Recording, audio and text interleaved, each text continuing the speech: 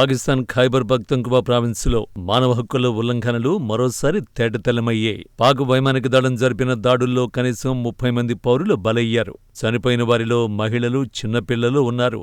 తిరాలోయలోని మాత్రేదార గ్రామంపై Pakistan fighter జెట్లు 8 LS-6 బాంబులను జారవిడవడంతో ఇళ్లన్నీ నేలమట్టమైపోయాయి. రాత్రి 2 గంటల ప్రాంతంలో చోటు చేసుకున్న ఈ దాడి తర్వాత గ్రామం శిథిలాల దిబ్బగా మారింది. శిథిలాల కింద మృతదేహాలను వెలికితీసేందుకు రెస్క్యూ బృందాలు పోరాడుతుండగా మరణాల సంఖ్య మరింత పెరిగే అవకాశం ఉందని అధికారులు హెచ్చరిస్తున్నారు. స్థానిక మీడియా తెలిపిన వివరాల ప్రకారం గాయపడిన వారి సంఖ్య ఎక్కువగానే ఉన్నా వారి పరిస్థితిపై స్పష్టత లేదు. సామాజిక మాధ్యమాల్లో వైరల్ అవుతున్న వీడియోలు పిల్లలతో సహా మృతదేహాలు చెల్లాచెదురుగా పడి ఉన్న దృశ్యాలు కన్నీరు పెట్టిస్తున్నాయి. అంతర్జాతీయ మానవ హక్కుల సంస్థ ఆమ్నెస్టీ ఇంటర్నేషనల్ ఇప్పటికే ఈ ప్రాంతంలో జరుగుతున్న డ్రోన్ వైమానిక దాడులపై తీవ్ర ఆందోళన వ్యక్తం చేసింది.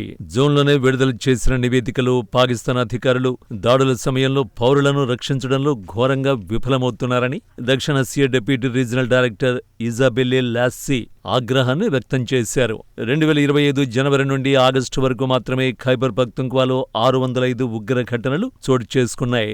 ఈ దాడుల్లో కనీసం 138 మంది పౌరులు, 79 మంది పోలీసు సిబ్బంది ప్రాణాలు కోల్పోయారు. ఆగస్టు నెలలోనే 129 సంఘటనలు జరిగాయంటే పరిస్థితి ఎలా ఉందో అర్థం చేసుకోవచ్చు.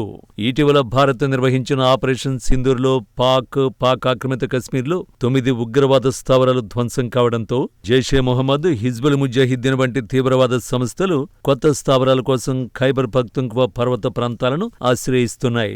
ఆఫ్ఘనిస్తాన్ సరిహద్దుకు సమీపంలోని ఈ ప్రావిన్సులో 1980ల సోవియట్ వ్యతిరేక యుద్ధకాలం నుంచే రహస్య స్థావరాలు ఉండడంతో తీవ్రవాద కార్యకలాపాలకు సహజ స్థావరంగా మారుతోంది. ఈ తాజా వైమానిక దాడి పాకిస్తాన్ ప్రభుత్వ వైఖరిపై పలు ప్రశ్నలు లేవనెత్తుతోంది.